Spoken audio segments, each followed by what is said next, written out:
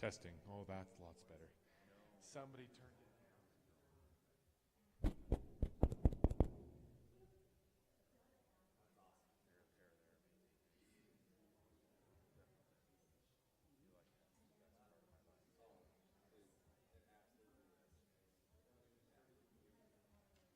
Testing. 1, 2, testing. Oh, it's still very quiet, but it'll be fine.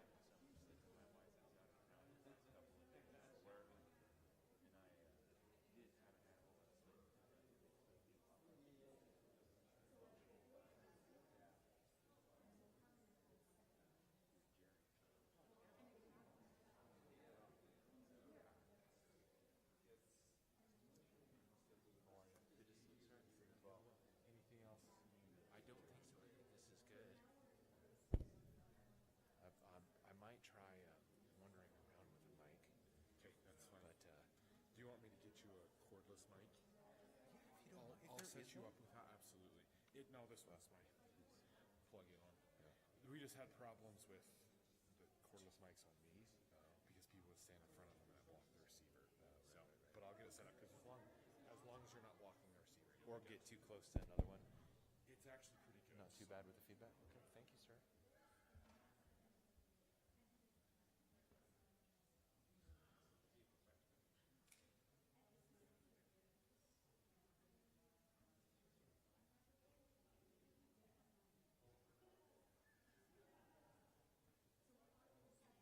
Whitney's talking about how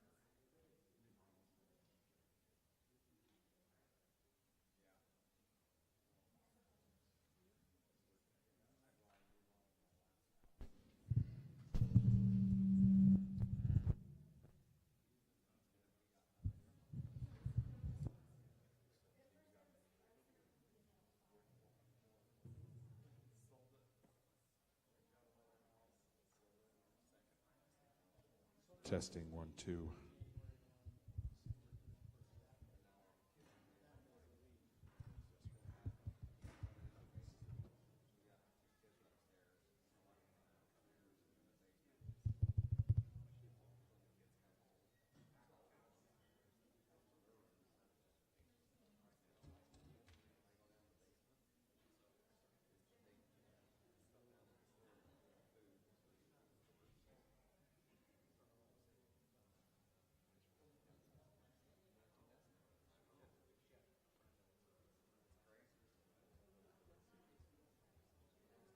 So it's on. I just got it on mute, so I just need to just flip the switch. Okay, should be good. I'll just leave it right there for you. Paul, if there's anything you think of. Okay. Content's not too different from what we had last time, but we're trying to give a little more detail. Hopefully we get a few more. The turnout's not nearly as thick as last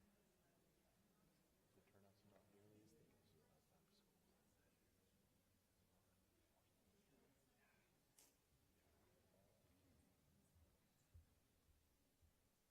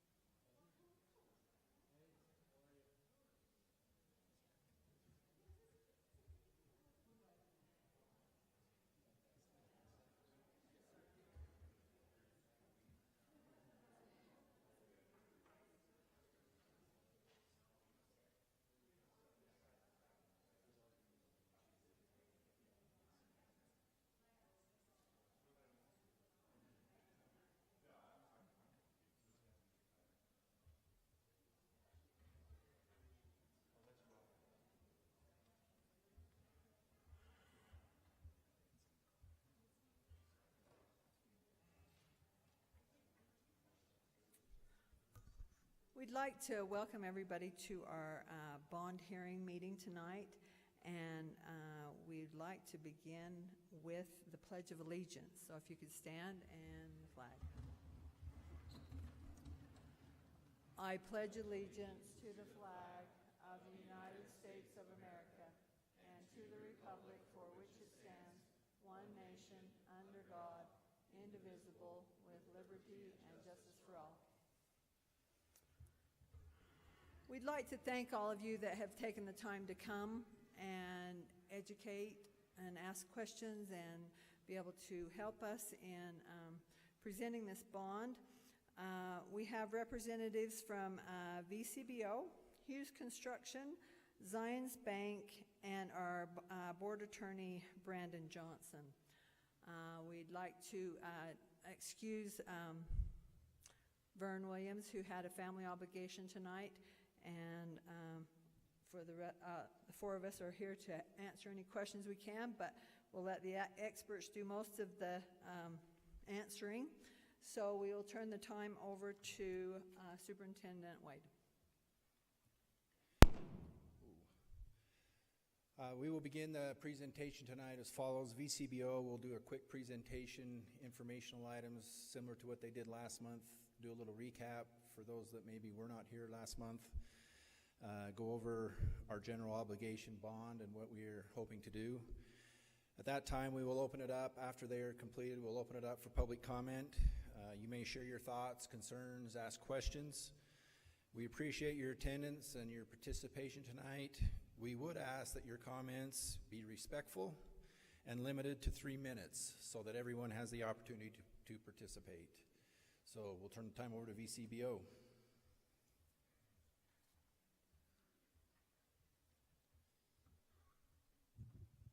Good evening. Glad to see you all here. So, a little bit of process and background. The school board has been assessing the existing high school for some time and dove into it a little deeper last year in 2024 to perform a visual assessment of the high school and its state. It had opened, as many of you know, in '77. The pool was here before that in '66, and it's aging.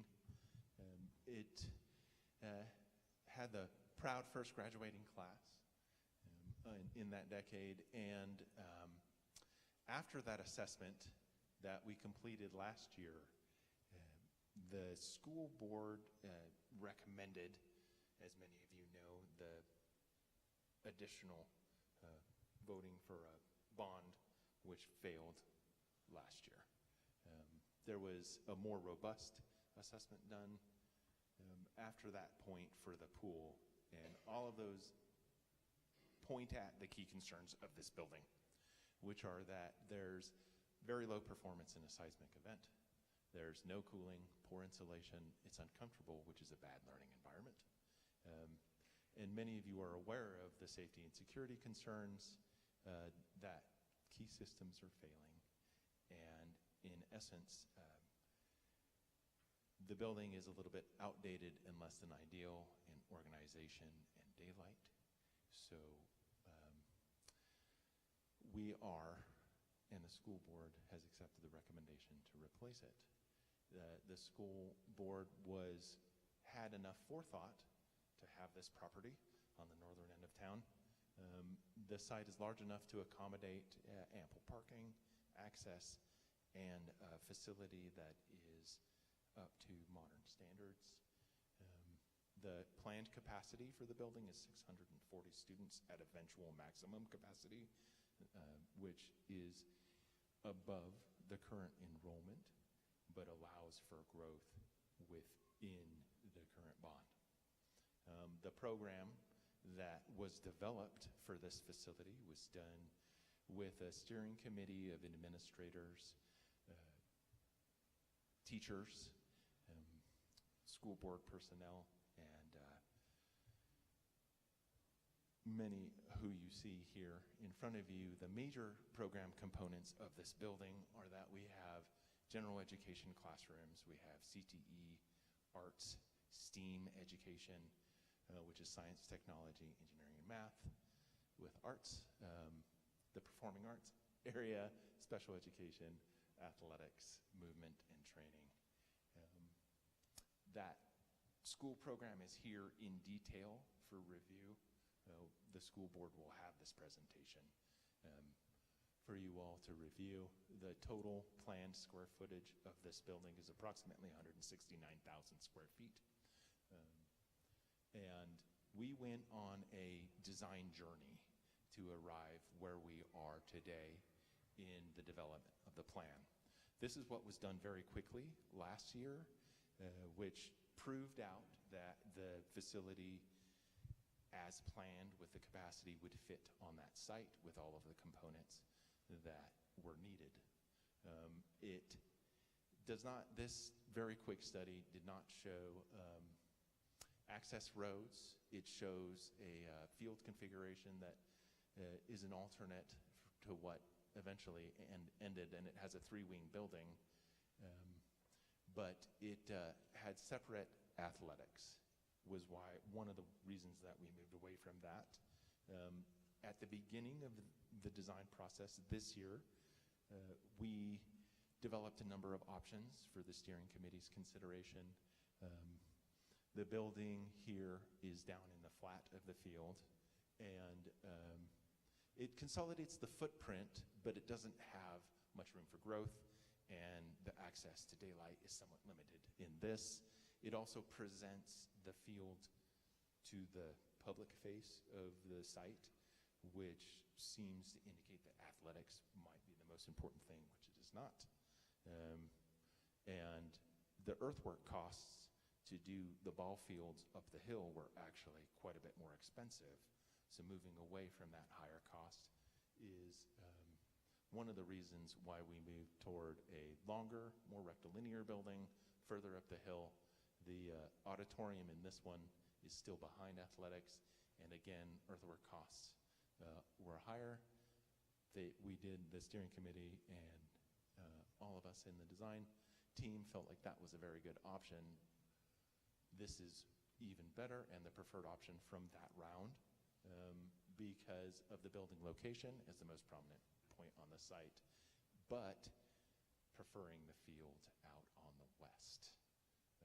So the next round, the month later, we attempted a consolidation of what we re-examined for grading reasons. What if we put the field on the right? But in discussions, we wanted to move away from this still because it presented the field first. So we considered a number of rectilinear options and eventually landed with this is the preferred option of that round, with the exemption of moving the field on the other side of the school, so that, again, one of the primary considerations for costs on this site is the grading and the earthwork necessary to accomplish it. The next month, we were looking at that rectilinear option, and we tried a number of different configurations that showed the building either in line with the topography or running across it. And in examining that, it became apparent that a straight rectilinear building would not fit very neatly on the site and allow all of the programs to be in a row. This configuration is the most effective for some reasons, in that it consolidates the foundation work and creates some ability for efficiencies. It was discussed and decided to move away from this because doing an angled building where we folded the building across the topography was even more efficient in terms of the development and cost of the building. So this is one of the configurations that we looked at with folding the building across the topography, but it's not optimized for the site slope, and eventually we landed closer to a longer building that is right pretty much in line with the topography, the hill. This is the ledges right there. And the site slopes mostly from this side to that side, but the steepness of the hill across here is optimal to place this building, which is one of the larger masses, and helps us make use of that site topography by pushing it down one level. The basketball floor will be the lowest level of the building, and it will allow for ease of access and public use. There's two entries. There's a main entry right here and a public entry right there, and we went away from having administration on the end to put it in the heart of the school, which brings us to where we are now. And one of the things that we were asked to outline, as we did at the last public information session, is where the bond dollars are going. And Hughes General Contractors have helped us estimate the cost of the building. They're experts and know all of the costs very closely. And it's estimated that the high school and site will be $91 million. And the athletic fields portion of that will be $8 million. So we have a little bit more detail for our development tonight, where we have athletic team and PE lockers on this level. This is the lowest level on this portion of the site. This is athletics, this is administration and the lecture room, and this is our general education and CTE. The main gym, there's an auxiliary gymnasium on this level, as well as the necessary support spaces. The main level, which is in front of the parking lot out here, has that main entry, which is a secured vestibule, and a public entry for after-hour use. That gymnasium is a 2-story volume, so it allows you to have a great expansive experience inside the building, as does this organization, in that a person can stand here in the center of the building and supervise the entirety of the circulation space. Admin overlooks that main entry vestibule and watches the approach. The special education wing is in the main classroom wing, where science, CTE, ag, and this is what we're calling the heart of the school, is the commons. It's a public meeting space, and the cafeteria, and it allows the entire student body to be present if necessary. There's also going to be developed a performing arts wing, similar to your auditorium here. It is planned for 850 seats, and that will allow a considerable amount of folks to be able to attend graduation, but still not everyone that wants to come. The part of the reason that the building sized the way that it is to accommodate the growth. You can't make the large volumes of the school bigger. You have to plan for that eventual total use when you're building the gym seating, when you're building the auditorium seating, and when you're building a cafeteria. So on that second level, we'll have classrooms, art, some additional CTE programs, and the upper entry to performing arts, as well as the media center library. Here's a couple of conceptual imagery that we've developed further from last week. This is the main entry of the school, where we have admin and where we have the media center. And the building is developed to mirror the bluffs, to be under the ledge there, and have draped over it a rose. So that's the concept that we're working with in the aesthetic development of the building. This is the general classroom wing of the building. We have great access to daylight, great views, and a really wide open learning environment.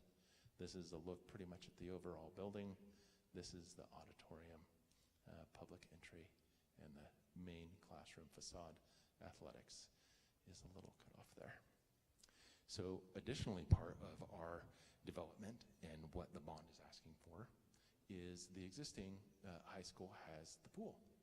And the pool, as developed, will be 25 yards, 8 lanes, and have all the necessary support spaces, as well as a small team room, lockers, administration on the first level.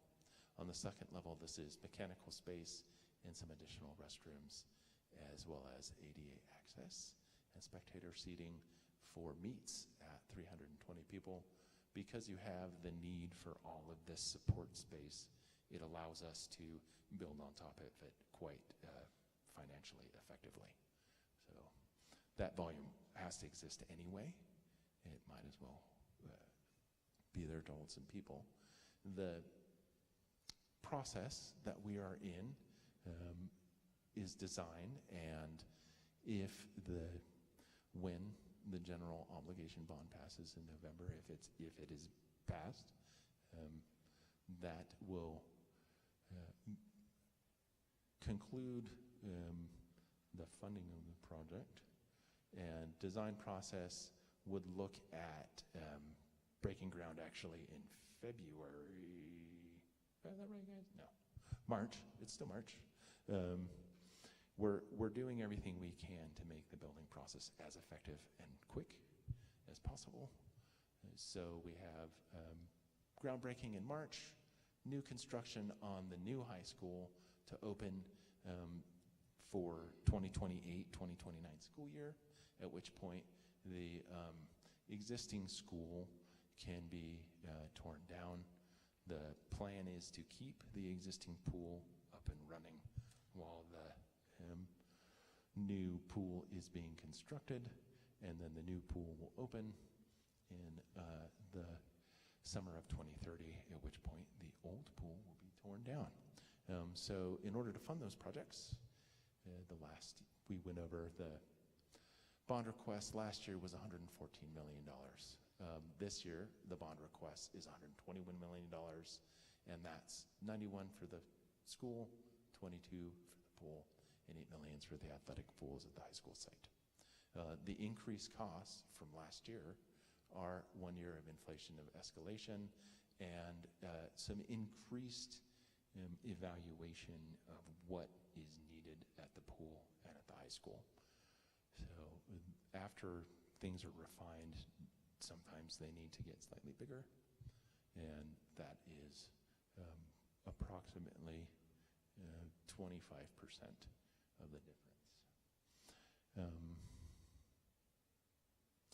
Also, a project of this length has a lot of uncertainty with it economically, in terms of what things will cost, especially for the pool portion, and so there is a minor amount of contingency in the project to make sure that the bond can be accomplished, so that everything that you're voting to have done can get done. This is the financial impact that Zions Bank and the district have been able to provide, and this is for assessed value, which can experience a residential exemption. By, was it 40%? That includes the residential exemption. Okay. So that would be multiply your home value. This $123 per $100,000, it works out. We asked the county to provide us with the average home value in your district, and they gave us a number that was around $720,000. And you might think that's really high, or you might think that's really low, but that's what they gave us, and that's immaterial because all of your homes are worth something different, and it's the value that's put on your tax notice. And so if it is your residential primary home, you receive an exemption. And so, if your home was worth $800,000 and that's what your tax notice said, you would take that $123 and multiply it by 8, and that would be the estimated annual impact of this on your home. If it was a secondary home or if it was a business, you wouldn't get that residential exemption, and so you'd be multiplying the value of your business or secondary home by that $224 per $100,000 of value. Those numbers were done about a month and a half ago. With current market conditions, Over the last couple of weeks, we've had some really bad economic reports on the employment front, and also inflation came in favorably today. So we've actually seen rates come down. So that number is not fixed in stone, and it's not guaranteed. And so if rates skyrocketed from here and the bond passed when you went to issue, it would probably cost more. And if rates continue to come down when the bonds are issued, it would probably cost less. And so, but we have to pick a moment in time prior to when they pass the election resolution, which was done last month, and just say, for the average home price, this is what the average estimated tax impact would be, and that is what you will see on the ballot. The ballot will use not per $100,000, but the ballot will actually say per $722,000 average home value, the estimated tax is, and I think it's like $888, which is just the math on that average home price. So, Thanks. So thank you for allowing us to go over that information, and we would love to answer any questions that anyone might have or take comments.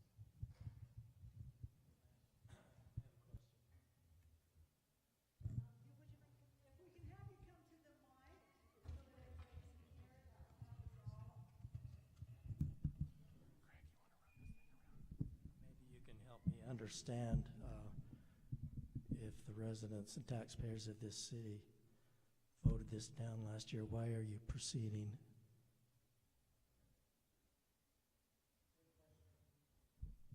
If the residents and taxpayers of this city voted it down last year, why are you proceeding as if it doesn't matter? Okay, then let me follow up with this question. What is the square footage? Excuse me, that was rather rude, and I'm being very respectful here. What is the square footage of this building, counting this building and the other building that we use?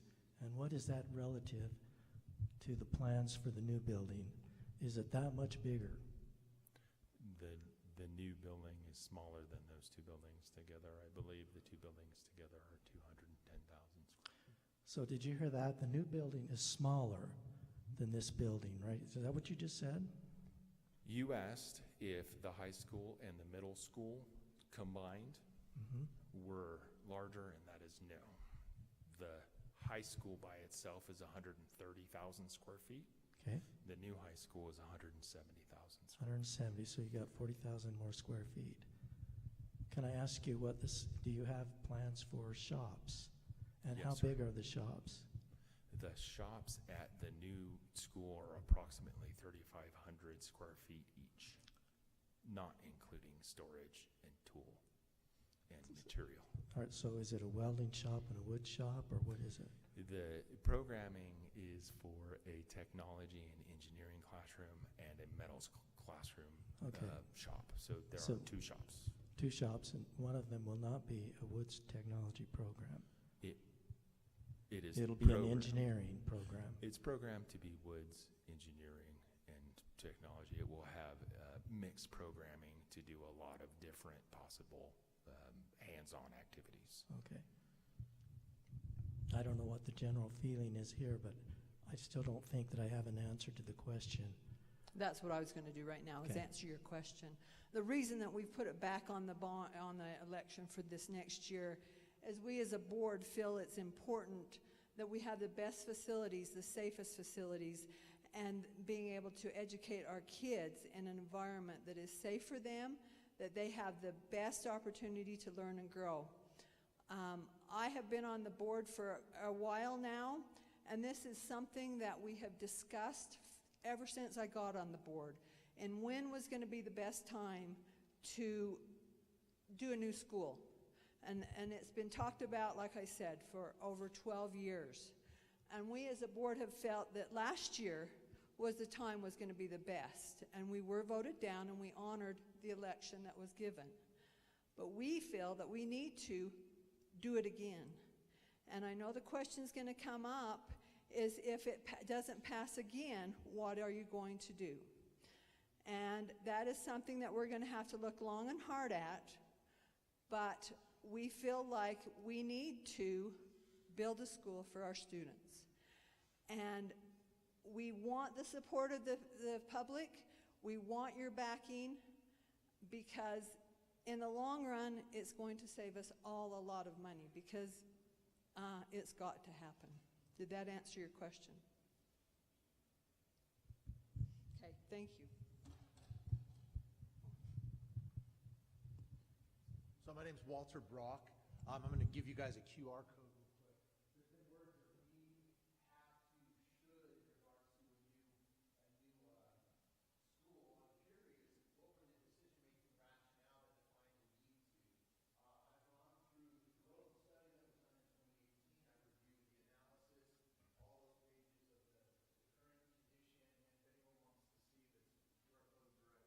Just to get a good idea, I voted against the bond personally. I felt it was excessive from a cost perspective. I do have 8 children. One successfully made it through North Summit, got a scholarship, great experience. 5 are in it now, 2 are coming in. Definitely a vested interest. As I was looking at it, especially with a 650 student capacity, I was curious as far as, did I give you all, I know most of you reasonably well, you're good people. You know, I don't think this is an aggrandized project or something. This is something that you feel sincerely needs to happen. I haven't really seen a delineated list of this is specifically the rationale weighted as to why it has to happen and the timing best last year.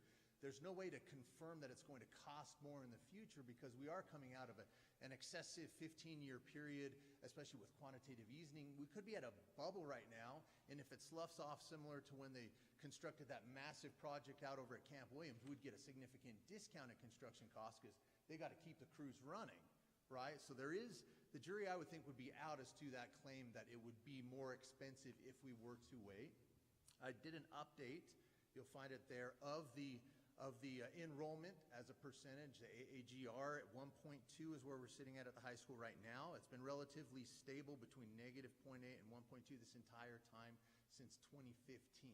There's not a lot of growth from an enrollment perspective. The district itself, counting the elementary, is less, but there was a nuance there in 2024. I confirmed with the state epidemiologist as far as the assumptions of the study associated with the birth rate. They said it's reasonable, and that the static level, about 6 people in the high school age group, is relatively accurate per 1,000.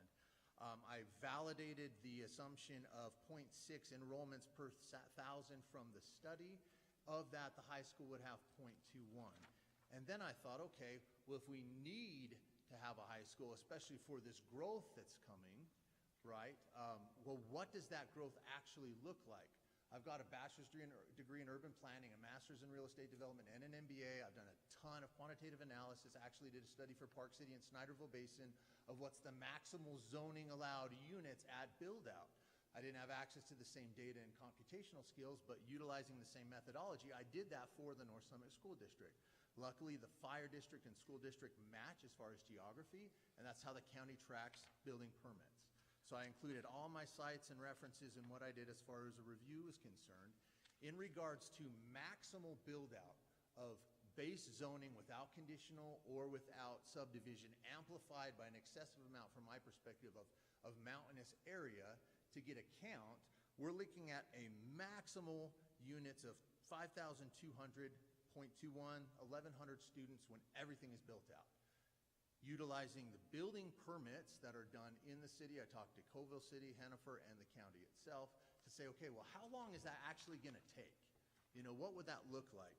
There's about 48 per year on average over the last 7 years. That's correcting for the moratorium in Hennifer, so I didn't count the moratorium years. And if you broadcast that out, what I did is I said, well, I want to give this the best likelihood of it's not conservative, it's like supportive of the school, right? And so I said, okay, if we take AAGR and we increase it by 10% per year compounding, which is excessive. I spent 12 hours doing the analysis. I'm going to take a few more minutes. I mean, we have the freedom of speech. I'll keep speaking. I will. And I hope you actually listen to this, because this is actually good math. And there's as far as I'm tracking, correct me if I'm wrong, there has been no build-out analysis to actually see what that growth trajectory for new students will be over the next 20 years. There hasn't been, at least that I haven't seen, and I've read everything. So if you start with a 10% compounding, which is excessive. That's 8 times the current AGR. It would take us till 2041 to exceed the capacity of our current building. That's 8x the growth rate that we have now, and that's 2041.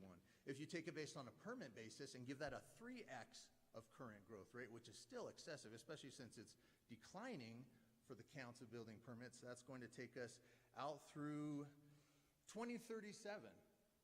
So with excessive growth rates on both those metrics, it's going to be well beyond 10, 15, 20 years, probably longer, before we actually need the additional capacity beyond what's here now. I went through the building assessment. There was a lot of statements about seismic. I'd love to know what's the statistical likelihood of the 0.5 lateral seismic movement. I found a GPA, couldn't find the lateral, couldn't get a stat there. But yeah, so we're good. It seems to me that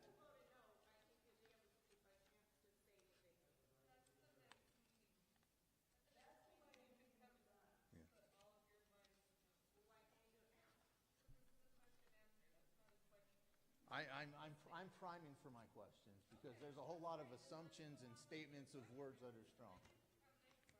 So at the end of the day, the questions are, where is the analysis of population base to merit the need for a new school, especially at a 650 capacity? Because that's probably 30, 40 years out before it actually hits that, based on extremely excessive growth percentages from my perspective. 2, what are the actual costs associated with the meaningful wet and dry system upgrade? I would love to take a tour tonight and see the eroding galvanized piping system and the sanitary system and everything else, because it seems to me, I've managed commercial real estate, some of the buildings in the 50s and 40s, like, we don't have to do everything upgrade. There's a handful of things that could make this building last another 10, 15, 20 years without the excessive cost. And who knows, maybe the growth will never come. We should build a building half as big. And what's the statistical likelihood of a 0.5 lateral? That's the big thing about seismic, which was probably the lion's share of the cost associated with retrofitting this building, as it's stated to approximate 100% of cost of new construction to retrofit old building.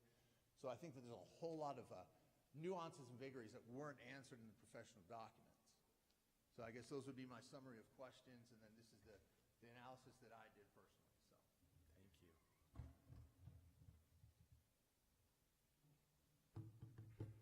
Hi, it's good to see you. So I just wanted to, at a high level, and yours might be more in-depth than the work that we did, but we did do an analysis of growth potential for proposed developments in the district, looking at a similar percentage of students as is right now. We don't know what those households will look like as growth occurs in the district. And with the growth that was proposed within the Cedar Crest Village project itself, there's the potential for 240 to 250 new students as that project individually builds out. And so that was part of the analysis and discussion as we looked at potential growth for the district and the investment in a new school. As was mentioned earlier, one of the challenges with a new school is it is impossible to add on to the capacity of the auditorium, the capacity of the gymnasium, the capacity of the kitchen and the commons in a cost-effective manner in the future. It is possible to add on to the classrooms, for example. The career and technical education is challenging to add on to because you would essentially be perhaps removing some of the programs and services that they have today. And so it was absolutely a balance and a discussion between what spaces do we size for that growth and build out to use taxpayer dollars effectively today, and what spaces do we allow to grow into the future. And there is actually the capacity in the site and a design for, or a plan for, an additional classroom wing in the future as well, knowing that the district doesn't want to come back out and ask the community again within generations to pay for an impactful bond for the high school. So we were trying to be very thoughtful in our planning and design process to use the money as wisely as we could today to get the community and the district the best school possible for the next 3 to 5 to 6 generations of students that are going to, go through in the next, ideally, 100 years. Sorry, did you guys want to add anything to that?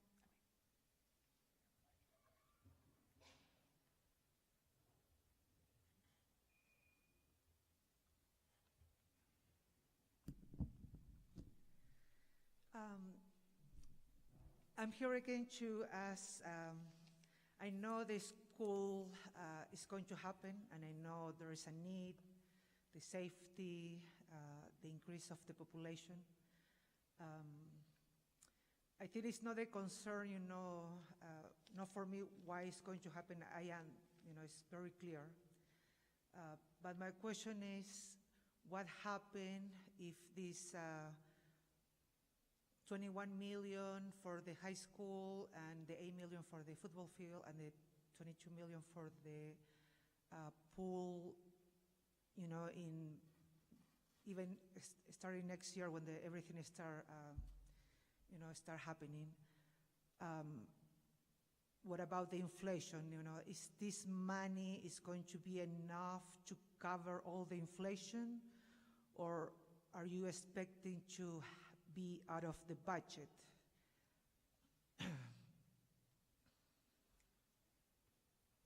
This is a very good question.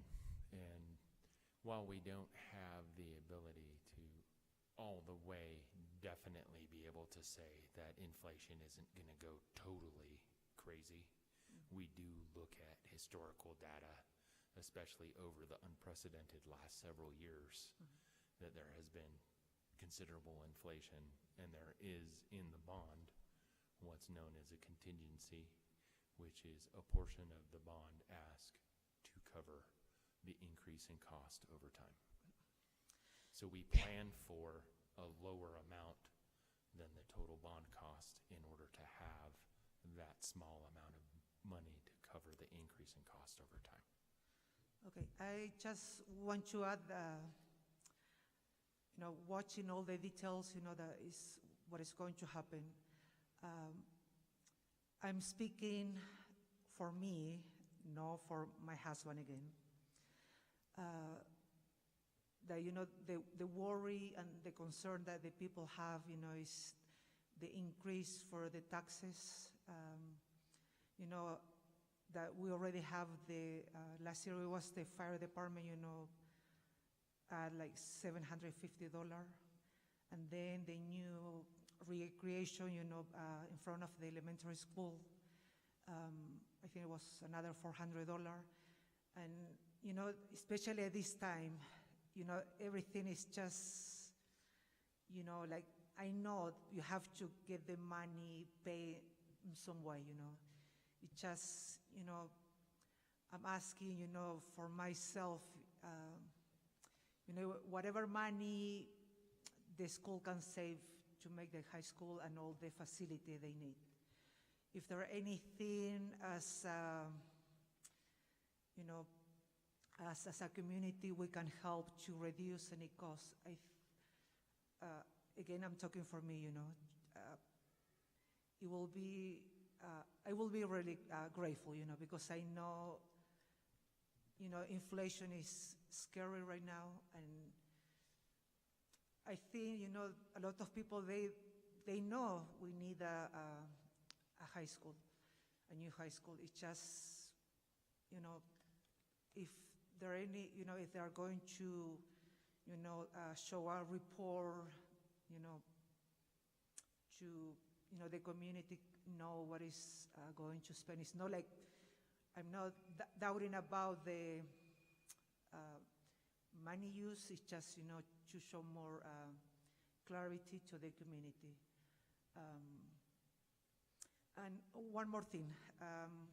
Last time when I stood up and asked,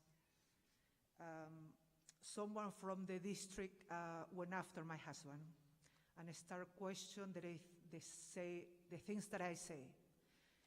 After repeating so many times, I'm talking for myself, not for my husband, that he worked at the school district. It caused me to have a fight with my husband after he has this conversation with the person working at the school district. And I feel it was very rude that someone approaching him, because I don't have to give a report to my husband the way I think and the things I said. So I will appreciate, if anyone has something to say, please talk to me. I don't feel a threat for anyone, even for the district. My husband work, I have kids, so I have all my respect in the school and the people work there. But I don't feel it's fair as me as a person to have a fight with my husband for something that I said it was my personal opinion, and I don't know why they include my husband in this. So with all the respect, I just asking for some separation, from, what I say and my husband, because I believe, we can disagree and be respectful for each other, and I feel that didn't happen. And I appreciate all the effort you are doing, and I believe all the people that are here, just, we listen really respectful. So I wish, the whole district feel the same, like we are not enemies. This is not the school board meeting against the community, because everybody wants for our kids to be and do good. But I didn't feel last time that it happened to me personal, so going someone after my husband. So, yes, yes.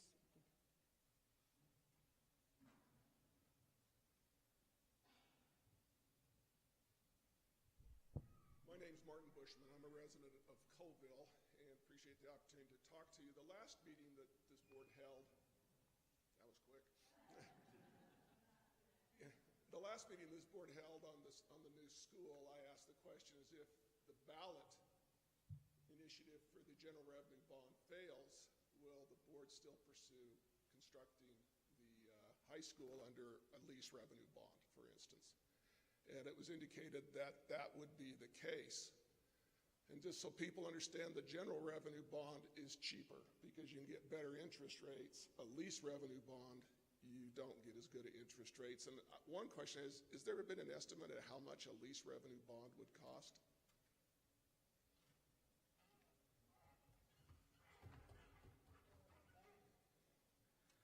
I don't have the dollar amount, but in terms of like an interest rate differential, like the voted general obligation bond, which is what you're voting on in November, comes with the state's school bond guarantee. The state of Utah unconditionally guarantees the payment of those debts, so they are rated AAA. The school district would have its own bond rating. They call it the underlying rating, so the district itself might be like an A+ or a AA- rating. But the bonds will be sold with the AAA because the state has unconditionally backed them. I think currently we estimate that like your 20-year bond rate might be around 4.25% on that, and you'd probably be closer to 4.50, 4.55 on the lease revenue bond. So it's 30 basis points or 0.3% would be the approximate differential. And so if you multiply that by 121 million over 20 years, it's some decent change, and would make a difference on the overall cost. Thank you. And I've tried to look on the website, the boards, and I have not been able to find it. And if I've missed it, please let me know. But I have found nowhere is there an indication that if the bond on the ballot fails, there'll be a lease revenue bond. And that really the ballot initiative is not about whether to build a school or not. It's about how the taxpayers want to pay for it.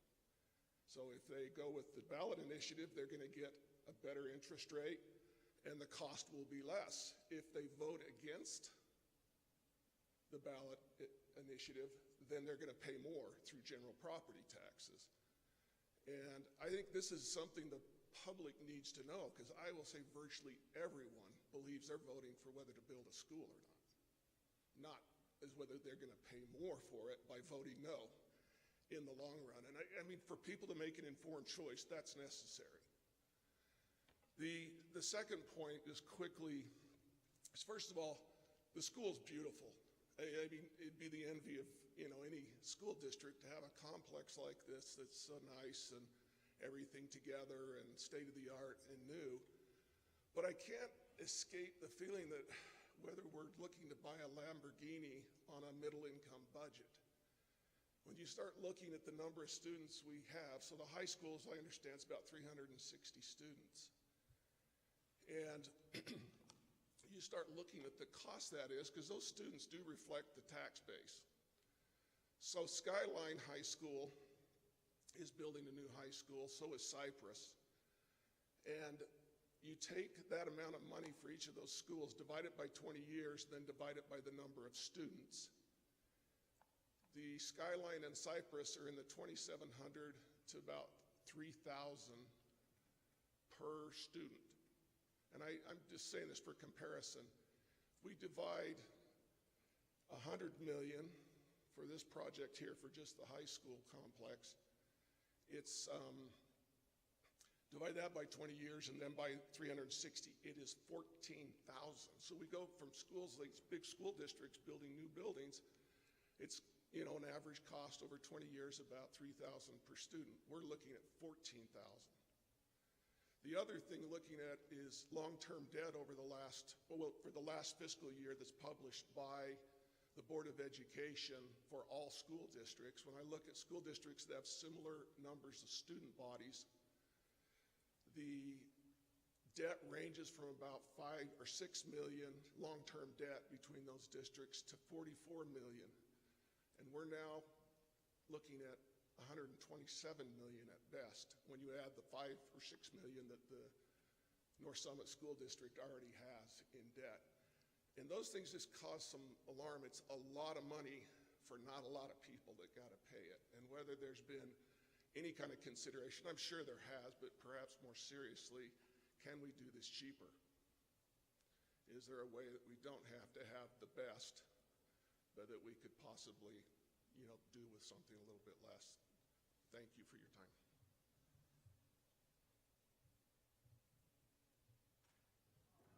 Just one thing.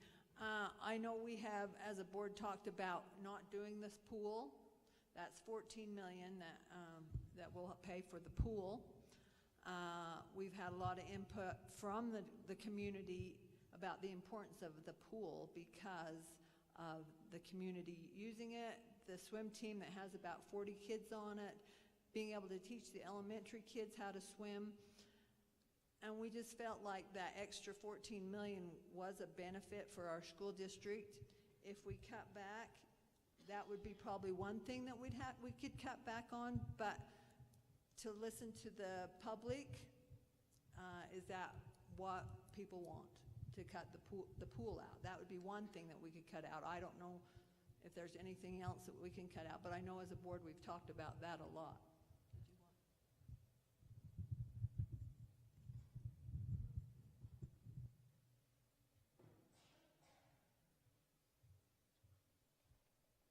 My name is Denton Fawcett. Just a couple of comments and then a quick question. First comment was, I work over in another school district, and they it's been 14 years ago, 16 years ago, built a school. They thought they were building for 30 years. Population explosion hit after. We were outsized before we moved in. I would urge you to keep current plans for growth in place, because I've seen and experienced the other side of that story. Second, I thank you for all the work. I've been on that side of the table for too many things, and I know that you guys have to pay for it too. So my question is, last bond in 2024, we had these meetings and we talked, and I was in agreement with most of what was said, but when we got to the bond proposal, the actual wording on the bond didn't say anything about a new high school or new school. It was for the facilitated lands. I would just like to ask if we're going to have the same ambiguity on this bond proposal, or if we are going to have more specifics on the actual bond proposal that is put on the ballot. Thank you.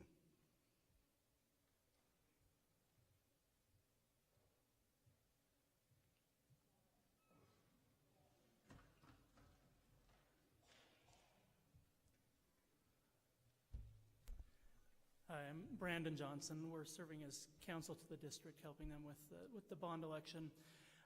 With respect to the actual language on the ballot, The general practice, I would say almost every school district that does a bond election uses the same language.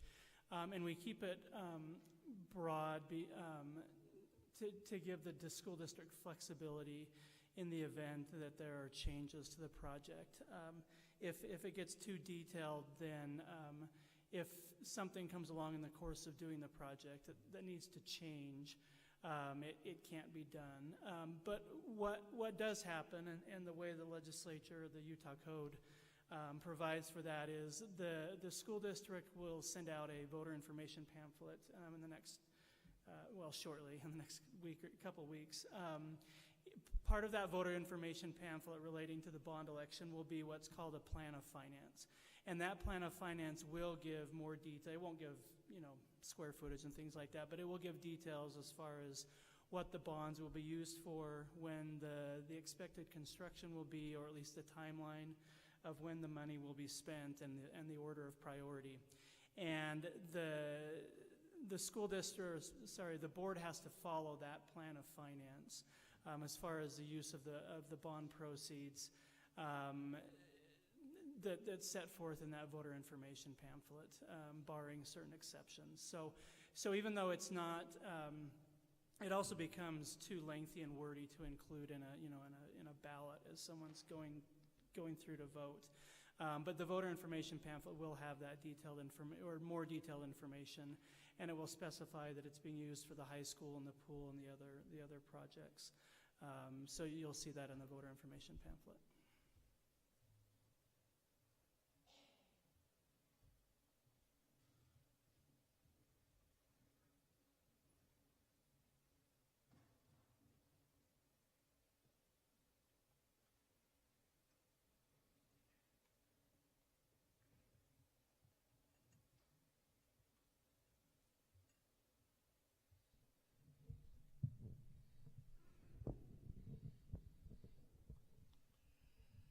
I learned a long time ago, you got to get your mouth up in the mic for people to hear it. I don't hear half of what's going on with my ear being anciently like I am. I've had my kids graduate from Narsema schools. I've had some grandkids graduate from here. And some of these people that I hear were former students of mine. I was always told that when we were voted into office, that we represented the area that have put us in the office. Now, I question whether you represent your people or not. I'd like a new school. Question is, can we afford it? I figure that each of these figures, just roughing them out, there's no homes worth $100,000 in Colville anymore.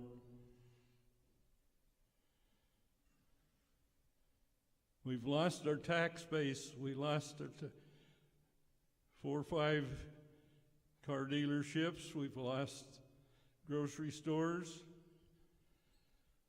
We've had people move out of here, sell their homes, and move to Evanston. They say it's cheaper over there than it is to live here. I don't know. I'm not going to be here for when this building's finished off. My question is, are we going to take and have it paid for before we take and condemn it and start a new building? I understand this building is not earthquake. I've never felt an earthquake here in all my days. I'd like to see a new building, but the question that I have is, you representing your constituents.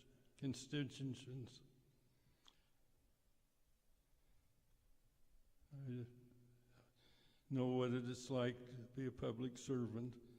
You're not appreciated at all.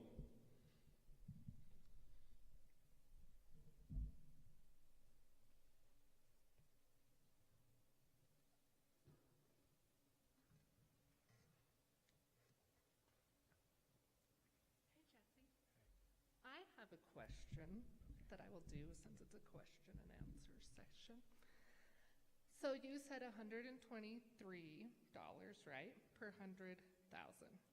It sounds scary. I think a lot of people think I'm never going to financially be able to do this. So if I get my property tax notice, 700,000, say, 123 for 12 months, I'm paying $70 a month per year. $72. Yeah, 71, 75, or whatever. So, am I right on that? Was my question. I can't do the math that fast in my head, but sounds $72 correct. a month in 1 year. As a family of 5, I'm just gonna point this out for people. When I go out to dinner with my family of 5, I have a teenager and 2 boys. By the time we do drinks, by the time we do meal, by the time if they get a dessert, we're at $120, $150. So in one time a month, if you cut out one meal out a month, you would be paying for a school. At $150, it would be 2 months. 2 months. So I know, he said it's not a question. It was a question. No, I said that's not the case at Costco. Oh, yeah, no. Costco. So I just kind of wanted to just double check that answer, just so maybe people don't feel quite as scared for how it sounds at first. Also on the topic of resiliency or longevity of the building, the building is intended to last a minimum of 75 and hopefully 100 years of use without needing to be replaced. There will need to be maintenance in that time, but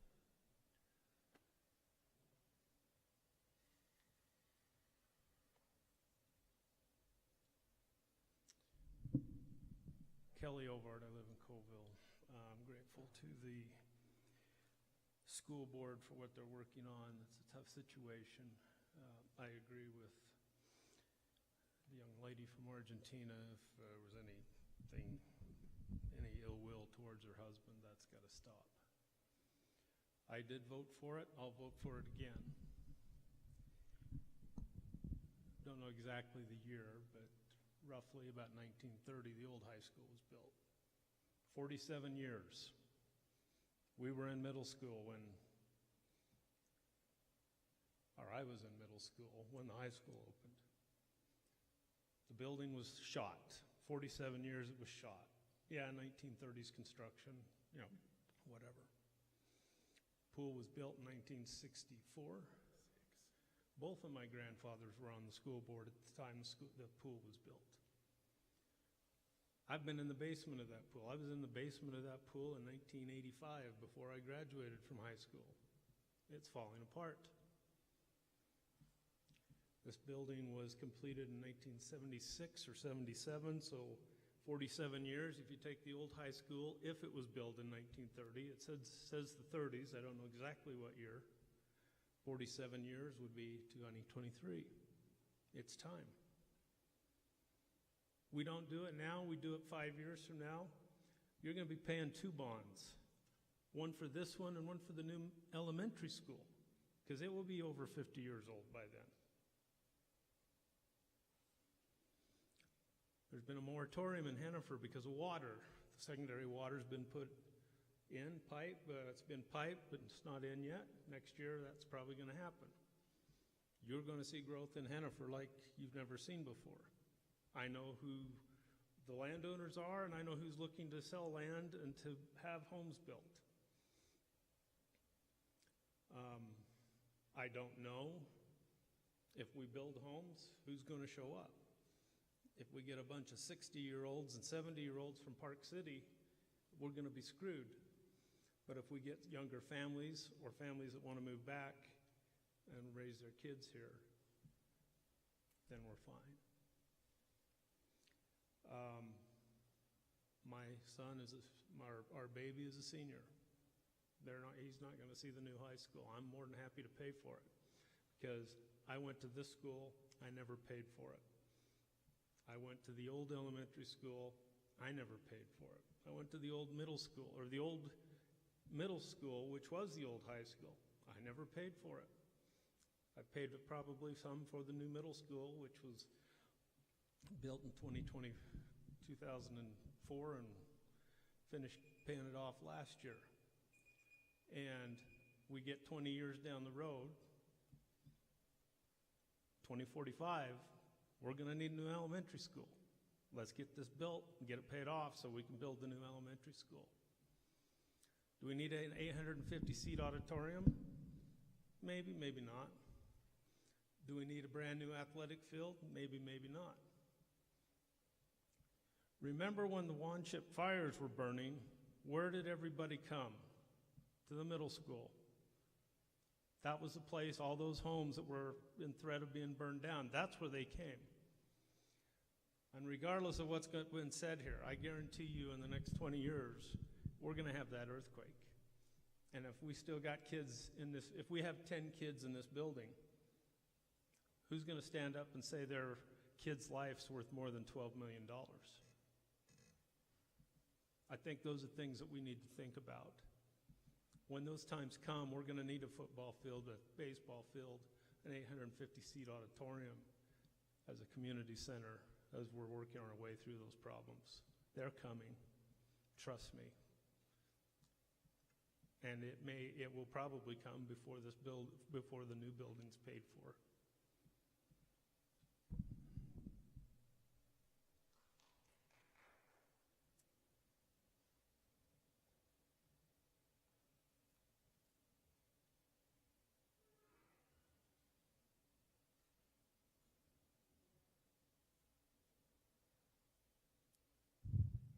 If there's no one else that would like to say anything, we're always willing to listen.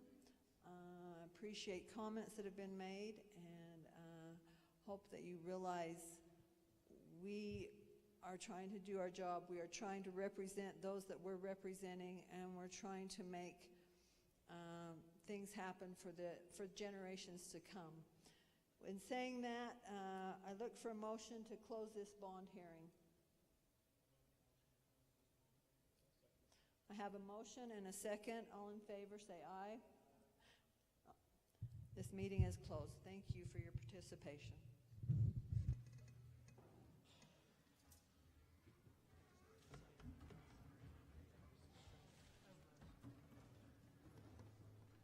When you're in public service, you make a decision, and you're damned if you do and damned if you don't.